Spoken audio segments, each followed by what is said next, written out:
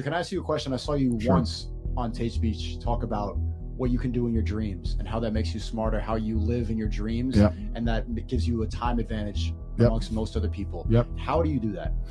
So lucid dreaming is something that's been studied significantly. It's studied by the CIA and a lot of government agencies as well. So lucid dreaming is basically, I don't know if anyone's here has had a dream that you realize is a dream and then you can control it. Have you ever had that? Yeah. So you're in a dream and then you go, for me personally, I'll be in a dream and something will happen and I go, that doesn't make sense. Oh wait, I'm dreaming. And then I can fly and shit. Now, usually I can only do it for like a minute or two in dream time. You know, time is a bit different in dreams until the dream ends, and I usually wake up where the dream ends. So it's kind of annoying because sometimes I'll be in a dream and I'll realize it's a dream and I'll start doing some shit. And then I'll also consciously know that I'm running out of time before the dream ends. It's weird. So that's how I dream. So the way I do that, and when I say that I use my dreams to calculate things, is because if you're ever heartbroken or upset or you're really worried or stressed, you might dream about the problem. So I do that consciously. If I have a problem in my life or something I have to worry about or be concerned about, I'll try and make sure I dream about it. And then in the dream, I know I'm in a dream.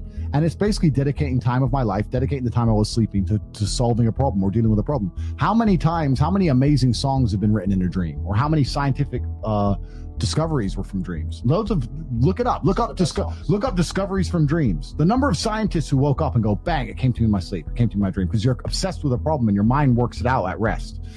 So the key to lucid dreaming is this. You have to try and remember your last thought before you fall asleep. And I know that sounds easy, but think about last night when you went to sleep. Your eyes were closed. You were thinking of this, then you were thinking of this, then you were thinking of this, and then you were half awake because you kind of heard a noise and you felt the covers on you, but you weren't asleep, but you weren't awake. But what were you thinking of? Kind of nothing. You have to remember the exact last thought you had before you went to sleep. And it's harder to do than you think, because when you start doing that, you start turning your brain on to focus, and then you can't fucking sleep. So you have to do it like Zen. You have to just Zen go, I'm going to sleep, but I'm going to keep track. Right now I'm thinking of this dumb shit. Okay, now I'm thinking of that dumb shit. And sequentially in order, remember all the things you're thinking about until you remember the last thing you thought about before you went to sleep. When I started learning how to do that, there on out, about 70% of the times I would dream, it would be lucid. And I genuinely, even to this day, I'll be in a dream doing whatever, and I'll lift up a cat and go, that has no weight. This is a dream. Okay, this is a dream. So I'll just float through this wall quickly. Where's Tristan? Or fucking me go on the computer. And I'll just control it for like 2 minutes. It's weird.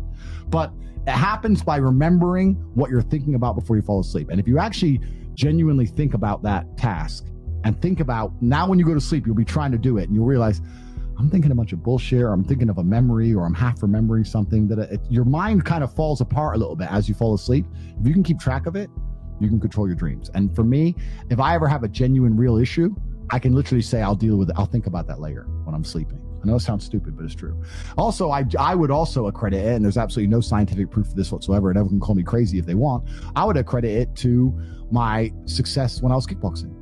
I believe that if my brain synapse is firing, it must have, for X action, it must have a positive reflection on that action. If my X synapse, if the synapse in my brain is firing to slip a jab in a particular way, and my brain is firing, even if my body isn't moving, but my brain is firing to slip that jab, I believe that on a long enough time scale of my brain imagining me doing something repeatedly over and over and over again, I'm going to be better at doing that action, even if my body doesn't reflect it.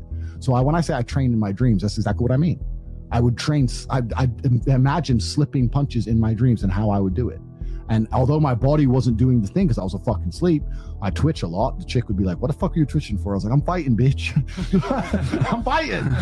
But my synapses were firing the same. And I believe that had a positive impact and a positive effect. That can't be proved, but I believe it. And if I believe it, that also gives it power.